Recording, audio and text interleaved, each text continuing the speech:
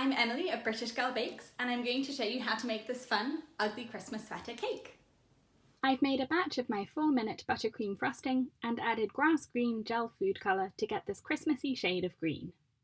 To make my cake extra festive, I'm going to add crushed peppermint to the filling. So I've put some candy canes in a bag and I'm crushing them with a rolling pin. This is incredibly therapeutic.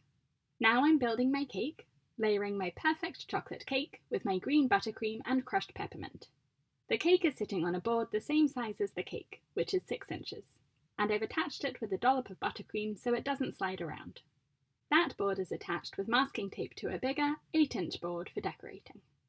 Covering it completely with a very thin layer of buttercream to trap in any crumbs that come off the cake, and giving it a final coat of green buttercream frosting. This is easiest when the cake is cold, so I've chilled my layers in the fridge for about an hour before building my cake. This is a non-slip mat, and I'm using the side with the most texture to impress the cake with a pattern that resembles the fabric of my sweater, going all around the cake and also doing the top. This works because the cake is cold, which makes the frosting cold and slightly firmer than when it's at room temperature, so it's not as sticky and doesn't pull off the cake when I peel off the non-slip mat. I've cut a strip of parchment paper so it's the same height as my cake, and I'm cutting out random triangles, which will be my stencil for the tinsel on the sweater cake. This is also best to do with a cold cake that's just been frosted, because the frosting is quite firm, but it's sticky enough that the parchment paper will stick to it. As I'm pressing on these triangles, I'm trying to leave the same distance between each one, so the tinsel will be the same thickness all over. If you don't have parchment paper, you can use a paper towel instead.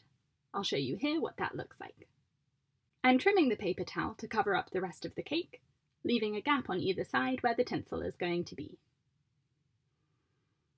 Now I'm chilling the cake so the fabric texture sets and hopefully won't be flattened by the next step. It's been in the fridge for about 30 minutes and now it's time to make the tinsel. I'm covering the gaps between the parchment triangles with buttercream, which will act as a glue for the tinsel to stick to. For the tinsel, I'm using gold and silver edible glitter, also called sanding sugar.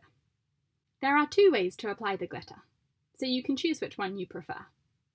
The first way is to cover a baking tray with glitter, and to lift the cake on its smaller cake board off the bigger cake board, and then roll the sides in the glitter, so it sticks to the frosting you put between the parchment triangles. If there are any gaps when you lift the cake, you can just press some more glitter on with your hands. The cake has to be cold for this method to work.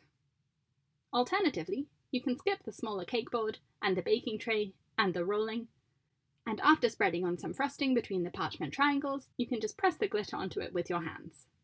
It's a good idea to leave a baking tray underneath the turntable so you catch all of the glitter that falls down, and you can push it back onto the cake. If you're enjoying this tutorial, please click the thumbs up button. Now just peel off the parchment paper and ta-da! The sweater has tinsel!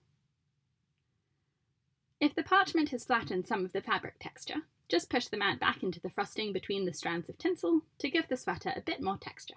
And if any glitter fell down onto the cake board when you peeled off the parchment triangles, just scrape it off using your offset spatula. I'm piping a green ring of frosting onto the top of the cake to be the neckline of the sweater, using my offset spatula to smooth it, sticking the cake into the freezer for a few minutes to set the neckline frosting, and then using a paper towel to smooth it out even more, using fairly firm pressure to rub it. Now we're going to make the Christmas bauble ornaments. You'll need isomalt crystals, a candy thermometer, silicone spatula, and a pastry brush can be helpful, and 2 saucepans, the larger one filled about halfway up with cold water. Pour the isomalt and the water into the smaller, empty saucepan. The ratio is 4 parts isomalt to 1 part water, so I'm using 1 cup of isomalt with a 1/4 cup of water. Heat it over medium heat until the isomalt dissolves, about 10 minutes. Stir it almost constantly while it melts, so you don't get any crystallized isomalt around the sides of the pan. You can use a pastry brush to brush down any from the sides. Once the mixture starts boiling, you can start monitoring the temperature. You're waiting for it to reach 380 degrees Fahrenheit or 193 Celsius. Then put the pan inside the pan with water to stop the cooking process. Leave it there for about a minute. Pour the liquid into bowls, however many colours you want, and add gel food colours to each bowl. To get gold decorations, you can add gold sheen to the isomalt. Then just spoon the isomalt onto a silicone mat to make little discs, which will be our ornaments.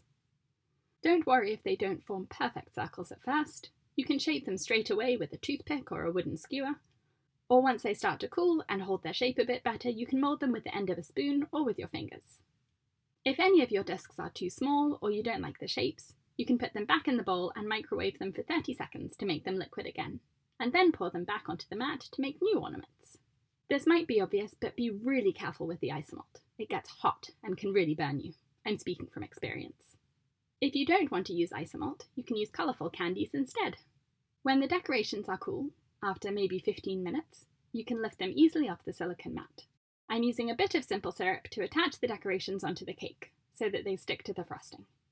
Now I have these little gold pearl sprinkles, which will be the top part of each ornament, and I'm just pressing these straight into the frosting on top of each ornament. And here it is! An ugly sweater cake perfect for a Christmas party. Subscribe to my channel for new cake decorating tutorials every week.